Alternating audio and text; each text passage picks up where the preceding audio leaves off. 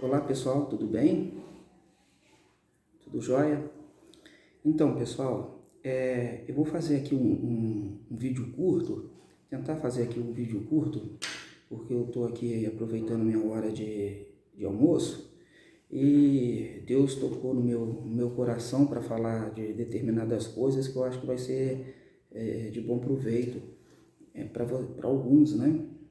Quando acontece isso é porque é um chamado e eu tenho que atender. Então, aproveitando aqui uma folga aqui do meu trabalho aqui, eu vou tentar explicar algumas coisas, ou então questionar algumas coisas, ponderar com vocês certas coisas, né? Em relação às coisas de Deus. Por exemplo, gente,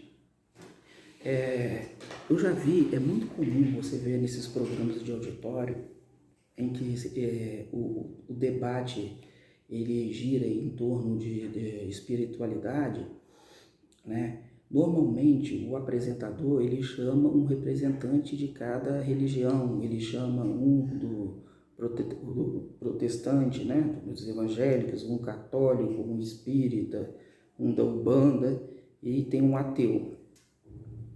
Sempre tem um ateu, né? Embora ele não professe nenhuma fé, mas ele também participa desses eventos, né? E normalmente o ateu, ele até tem uns argumentos interessantes. Embora eu não seja ateu, eu seja cristão, isso não me impede de achar que os ateus têm grandes nomes aí, pessoas inteligentíssimas aí, com livros publicados e tudo, divulgando a crença dele, ainda que não seja em Deus. Eles acreditam que o mundo é regido por forças inexplicáveis, mas que não é Deus, que não seja Deus, e a gente tem que respeitar isso, é um posicionamento deles, a gente tem que respeitar. Então, gente, o que eu vejo em programas assim, eu vejo muita coisa que tem que se fazer uma diferenciação. Existem os ateus que são realmente ateus por questão ideológica, por questão, como eu falei, eles concluíram isso com base num raciocínio lógico de que Deus não existe. Esses são os verdadeiros ateus. Eles não têm nenhuma pendência, nenhuma questão particular com Deus. Eles simplesmente não acreditam. E tem ateus que se falam ateus, mas que se você for a fundo da questão, você vê que ele não é necessariamente um ateu. Ele é uma pessoa brigada com Deus. Aconteceu alguma coisa que possivelmente deve ter deixado essa pessoa desapontada com Deus. Isso é facilmente perceptível nas falas dessas pessoas, que elas começam a falar: eu não acredito em Deus porque se Deus existisse não acontecia isso, não acontecia assado, o mal não acontecia, olha só a desgraceira que está o mundo, olha o mundo que a gente vive, a gente não tem sossego, a gente pode sair da rua, que não sei o que, quer dizer, atribui tudo a Deus. Então, se ela não acredita a Deus, como é que ela está atribuindo tudo a Deus? Então tem que se fazer esse discernimento. Existem ateus e existem pessoas brigadas com Deus. E que por estarem desapontadas com Deus, falam que são ateus. Né? Isso é uma das conclusões que a gente chega. Outra coisa, gente, que até o título aí que eu coloquei no vídeo, são as formas de comunicação com Deus, que é muito interessante. Por exemplo, vocês já foram em alguma igreja, seja lá qual for, católica, evangélica, né, espírita, qualquer igreja cristã. Sempre, você pode observar que sempre o líder ali religioso vai estar cobrando leituras periódicas da Bíblia. Ele fala assim: vocês já leram a Bíblia hoje? Vocês já abriram a Bíblia para ler? A Bíblia tem que se ler todos os dias. Tem igreja que faz até campanha, vamos fazer a campanha da leitura da Bíblia, vamos marcar uma data para daqui a 6 meses, e daqui a 6 meses todo mundo está com a Bíblia lida, né? Então, aqui eu faço um parêntese também aqui, eu faço um adendo. Tem pessoas que leem a Bíblia e que estão cheias do Espírito Santo, o Espírito Santo dá a ela o dom de discernimento, que a pessoa começa a entender tudo que está, vai lendo e vai entendendo. Às vezes a pessoa não tem nem instrução, mas consegue entender o que está na Bíblia. E tem pessoas altamente instruídas do ponto de vista cultural e intelectual e que não conseguem entender o que está na Bíblia. Por exemplo, o Jô Soares mesmo, que faleceu agora há pouco tempo, eu vi uma entrevista dele que ele disse que o único livro que ele não conseguiu entender foi a Bíblia. Dos inúmeros, imagina, Jô Soares, imagina a quantidade de livros que ele deve ter lido ao longo da vida dele. Ele morreu com 84 anos, 85 anos parece. Imagina. E ele disse que o único livro que ele não conseguiu entender foi a Bíblia. Eu mesmo, quando vou ler, se eu for ler a Bíblia sozinho, eu confesso que eu tenho dificuldade de entender. Então, normalmente se tem células, né, que se fazem células na casa das pessoas, onde se tem uma pessoa com uma maior facilidade de explicar, né, e essa pessoa vai dando a orientação, você vai fazendo um estudo bíblico com essa pessoa. Isso acontece na internet também, tem muita porcaria aí que não serve para nada, mas eu peço para Deus me dar o discernimento para afastar o que não presta e ir direto nos vídeos que vão agregar, que vão somar, né? E graças a Deus eu tenho obtido sucesso nessa empreitada. Graças a Deus, Deus tem aberto portas para mim e me mostrado pessoas para me dar respostas de que eu venho procurando. E uma dessas procuras, né, que eu sempre fiz na Bíblia, né, que eu falei para você que eu sou um grande indagador, né, eu indago bastante, eu sou adepto do discernimento, né, que Deus deu o discernimento, falando mais uma vez. E eu sempre me deparei, quando eu me debruçava sobre a Bíblia para ler alguma coisa, e quando eu não estava perto de uma orientação de uma pessoa mais entendida, eu sempre tive dificuldade de entender certas nuances que acontecem na Bíblia. Por quê? Porque tem gente que fazem parte dessa campanha que eu falei para você, de ler a Bíblia em tantos meses, né, que o pastor lá, que o líder espiritual, o padre, faz lá.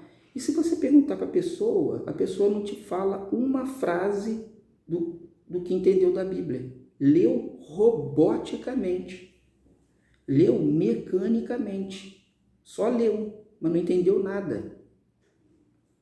Não entendeu uma vírgula, porque leu sozinho ou então leu acompanhado de uma pessoa que não estava com um preparo para isso, né? E não estava com o Espírito Santo ali para dar o discernimento ali, dar orientação para a pessoa. Então, gente, eu lendo a Bíblia friamente, eu sempre me deparei com questões que sempre me intrigaram. Por exemplo, na Bíblia você vai ver expressões dizendo assim, o lado direito de Deus, o lado direito de Deus. No primeiro vídeo eu falei que Deus é um ser imaterial, é um ser espiritual, não está dentro do conceito de coisas físicas, tangíveis. Se é um espírito, se é uma coisa espiritual, energética, como é que pode ter lado? Lado direito, lado esquerdo. Isso aí é uma coisa assim meio, né, que fica assim meio, você fica nas nuvens, né, se não tiver um discernimento, uma pessoa para te explicar. Outras coisas também que você começa a se deparar que Deus começa a usar características características divinas para Ele próprio. Por exemplo, Na Bíblia está dizendo lá que Deus se entristeceu. Aí eu pergunto, Deus fica triste? Na Bíblia, lá várias vezes fala que Deus se alegrou, né, com tal atitude. Aí eu pergunto, Deus fica alegre? Deus fica irado, gente? Irado? Tem na Bíblia também que Deus se irou, Sodoma e Gomorra, Deus ficou irado. Na questão de Moisés, aconteceu uma passagem de Moisés em que Deus resolveu, por causa da insubordinação do povo de Israel, Deus resolveu eliminar o povo de Israel. Ele, vamos dizer assim, popularmente falando, ele já ficou de saco cheio daquele povo. O povo brigava o tempo todo. Não bastasse Deus ter aberto o mar para eles passarem, colocado uma coluna de fogo para eles se aquecerem, o alimento cair do céu, né, que é o maná, a água sair, brotar de rocha, e mesmo assim o povo brigava. O povo era insubordinado. O povo dava 1 minuto de sossego para Moisés. E na ponto de falar para Moisés, Moisés, melhor a gente estava lá no Egito, pelo menos a gente tinha um lugar onde cair morto. Olha só que insubordinação do povo, que ingratidão, vamos dizer assim. Acontecendo isso, Deus foi ficando, como diz aqui, foi ficando irado com o povo. Aí eu pergunto, Deus fica irado? E outra coisa, Deus falou para Moisés que ia eliminar aquele povo do livro da vida. Moisés entrou na frente e falou assim, então me elimina do livro da vida o meu nome também, porque para onde eles forem, eu vou. Deus, por amor a Moisés, né, e por tê-lo na mais alta estima, poupou a vida lá dos israelitas. Ele disse que Deus, quando Moisés entrou, tomou a frente e defendeu o povo, na Bíblia está escrito que Deus se arrependeu. Aí eu pergunto, gente, Deus se arrepende também? É o caso de Deus se arrepender?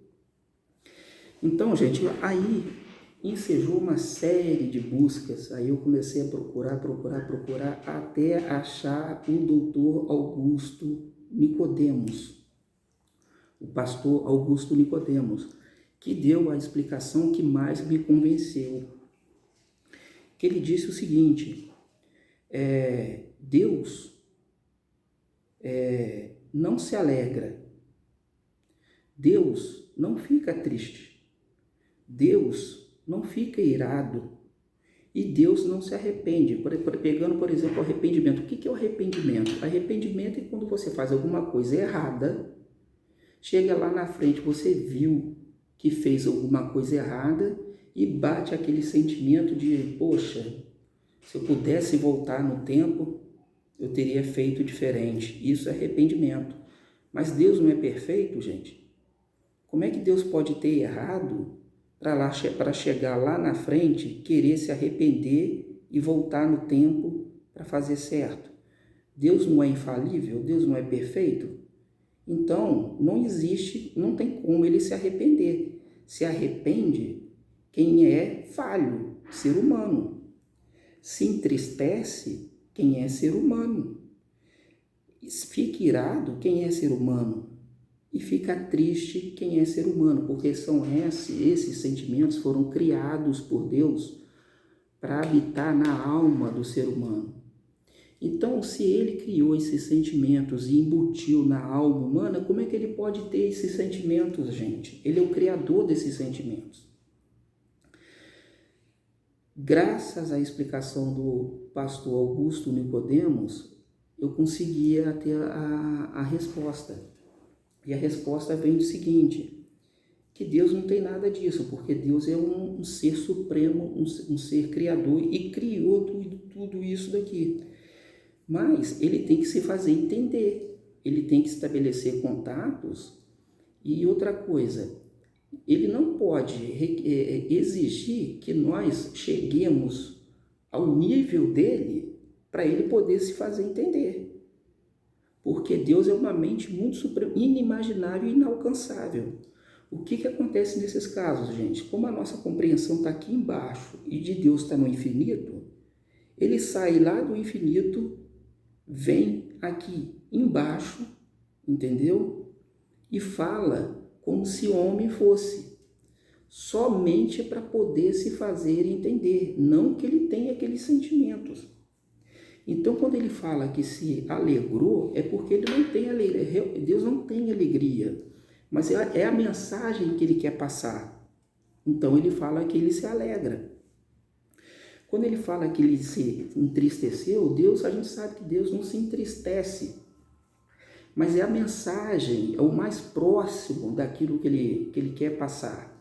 Então, ele coloca lá que através da linguagem dos profetas e das pessoas que escreveram a Bíblia, que ele ficou triste.